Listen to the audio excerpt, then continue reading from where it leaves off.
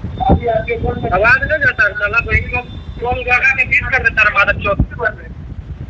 हाँ हेलो आवाज नहीं जा रहा है तुमको मतलब कॉल रिसीव करके कुछ बोलना नहीं है मतलब मजाक बना के रखा है। लड़का घर पे भेजे उसके बाद तुम्हारा मजाक अच्छी तरह करवाते हैं भाई को। ठीक है रखो रखो कैंसिल। जय हिंद जय भारत। एक बार फिर से स्वागत है आप सभी का आपके अपने चैनल लोन हेल्प इंडिया में। और आज के इस वीडियो में बात करेंगे कि कॉल अगर आप रिसीव नहीं करते हैं किसी भी बैंक से या एनबीएफसी से, आपका लोन है, मल्टीपल जगह से लोन है, एक लोन को भरने के लिए दूसरा लोन, दूसरे लोन को भरने के लिए तीसरा लोन, लेते लेते आपके पास इतना ज़्यादा लोन हो चुका है कि अब आप भरने में सक्षम नहीं है, मल्टीपल जगह से लोन हो चुका है, दलदल में फंस चुके हैं और साथ साथ में आपको कॉल्स लगातार आ रही है और क्या आपको कॉल्स उठाना है कि नहीं उठाना है, और अगर आप कॉल्स नहीं उठाते हैं तो क्या होगा। एक बार फिर से स्वागत करता हूं मैं आप सभी का आपके अपने चैनल लोन हेल्प इंडिया पे। और अगर आपने अभी तक चैनल को सब्सक्राइब नहीं किया तो चैनल को सब्सक्राइब करके बेल आइकन को प्रेस कर दीजिए। सबसे पहले हम लोग यहाँ पे बात करते हैं कि अगर आप लोन का पेमेंट नहीं कर सकते तो क्या सिम बंद करना सही है या सिम बंद करना गलत है। अगर आप अपने सिम को ऑन रखेंगे, अगर आप लगातार कॉल पे बात करेंगे तो वो आपसे अच्छे से बात नहीं करेंगे। 2-4 दिन स्टार्टिंग में आपको समझाएंगे और जब आप पैसा नहीं दे पाते हैं, कितना भी आप समझा लें, कोई भी कारण दे दें, कितनी भी आप मुसीबत में क्यों ना हो, लेकिन वो आपकी बात सुनने के लिए तैयार नहीं होंगे और आपके साथ 110% बदतमीजी ही करेंगे। तो ऐसे केस में अगर आपका लोन डिफ़ॉल्ट होने वाला है या लोन डिफ़ॉल्ट ऑलरेडी हो चुका है तो सबसे पहला जो आपके मन में सवाल होगा वो यही होगा कि क्या हमें कॉल्स को रिसीव करना चाहिए कि कॉल्स को रिसीव नहीं करना चाहिए। तो ध्यान से मेरी बातों को सुनते रहिएगा। अगर आप कॉल्स को रिसीव करते हैं तो क्या होगा, आपको एक बार में एक दिन में 100 कॉल्स आएंगी सबसे पहला यहाँ पे। दूसरा, आप जितने भी कॉल्स का आंसर करेंगे बार बार वो आपसे सेम क्वेश्चन करेंगे कि पैसा आप कब पेमेंट करने वाले हैं, इसका हमें जानकारी प्रोवाइड कीजिए।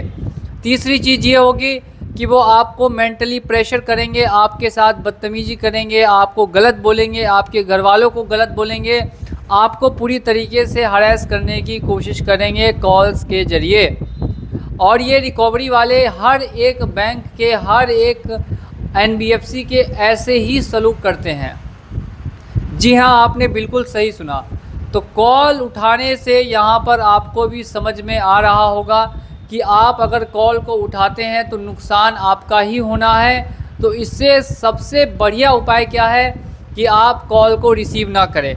और 95% लोग जो हमें फॉलो करते हैं वो इसी चीज़ पर काम कर रहे हैं, किसी भी तरीके से कॉल को रिसीव नहीं करते हैं या कॉल का कोई जवाब नहीं देते हैं, क्योंकि उनको पहले से पता है कि अगर हम कॉल का जवाब देंगे भी तो इससे कोई फ़र्क नहीं पड़ेगा, उल्टा वो हमारे ऊपर प्रेशर ही बनाएंगे, हमें टेंशन देंगे, रात में नींद नहीं आएगी, दिन में भूख नहीं लगेगी, दिन भर सिर्फ लोन का टेंशन लेके घूमते रहेंगे।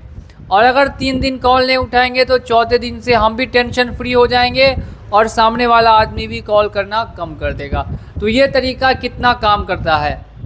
100% ये तरीका काम करता है। अगर आप गलती से या जानबूझ के तो कभी भी लोन का डिफ़ॉल्ट नहीं करें, लेकिन अगर आप डिफ़ॉल्ट कर चुके हैं, कोई ऐसी कंडीशन आपके साथ आ गई जिस वजह से आप पैसा नहीं दे पा रहे हैं, तो ये जानकारी आपके लिए बहुत ही महत्वपूर्ण है कि कॉल्स को रिसीव करने से आपके ऊपर एक तरीके का दबाव बनाया जाएगा। तो इस दबाव से बनने का बचने का सबसे बढ़िया क्या उपाय है? तो दबाव से बचने का जो सबसे बढ़िया उपाय है वो सीधे सीधे आपके सामने है कि आपको कॉल्स को रिसीव नहीं करना है, कॉल्स का आंसर नहीं देना। क्या कॉल को नहीं रिसीव करने पे या आंसर नहीं देने पर कंपनी या बैंक आपके ऊपर केस कर सकती है? तो अगर आपने पर्सनल लोन लिया है और पर्सनल लोन लेकर आप डिफ़ॉल्ट कर रहे हैं तो बैंक या कंपनी कॉल ना उठाने को लेकर आपके ऊपर कभी भी FIR नहीं दर्ज करवा सकती है। ये सिर्फ आप लोगों का मिसकंसेप्शन है या कंपनी ने आपको डरा के रखा है कि वो आपके ऊपर केस कर देगी, लेकिन ऐसा कुछ भी नहीं होगा। तो सभी दोस्तों से मैं ये निवेदन करना चाहूँगा जो भी हमें फॉलो करते हैं कि आप कॉल्स का टेंशन बिल्कुल भी नहीं लें। अगर वो आपको कॉल्स करते हैं और वो हरेस करते हैं, आपको परेशान करते हैं कॉल करके, तो ऐसी कंडीशन में आप कॉल्स को उठाना हमेशा हमेशा के लिए बंद कर सकते हैं। और बंद करना ही 110% सही ऑप्शन भी रहेगा। और आपकी क्या राय है वो आप कमेंट सेक्शन में ज़रूर बताएंगे। और 30 दिनों के अंदर में आपको फ़र्क देखने के लिए मिलेगा कि क्या फ़र्क पड़ता है कॉल्स का। इन कॉल्स से आपके ऊपर जो दबाव बनेगा वो आप कैरी नहीं कर पाएंगे, क्योंकि हर कोई कैरी नहीं कर पाता। एक तरीके का ये मेंटल प्रेशर क्रिएट करते हैं कॉल्स करके।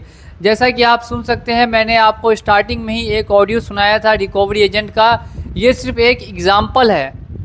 ऐसे लाखों ऑडियो मेरे फ़ोन में रखे हुए हैं जिसमें रिकवरी वाले बहुत बदतमीज़ तरीके से घर वालों को और आपको और बाकी जिन्होंने भी लोन डिफ़ॉल्ट किया उनको क्या कुछ नहीं बोलते, चोर बोलते हैं, डकैत बोलते हैं और भी बहुत सारी चीज़ें बोलते हैं। लेकिन आपको इस समय जवाब ना देकर आपको शांति से कॉल को रख देना है और इन सभी चीज़ों को भूलकर अपने काम में व्यस्त हो जाना है। ज़्यादा से ज़्यादा कोशिश कीजिए कि आप अपने कामों में व्यस्त होकर और अपने कामों को अंजाम दीजिए, और जैसे ही पैसा आपके पास आए आप इनका लोन हमेशा हमेशा के लिए क्लोज़ करने की कोशिश कीजिए।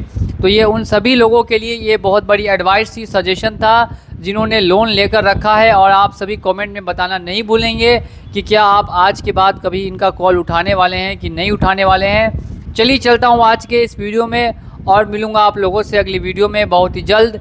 जय हिंद, जय भारत।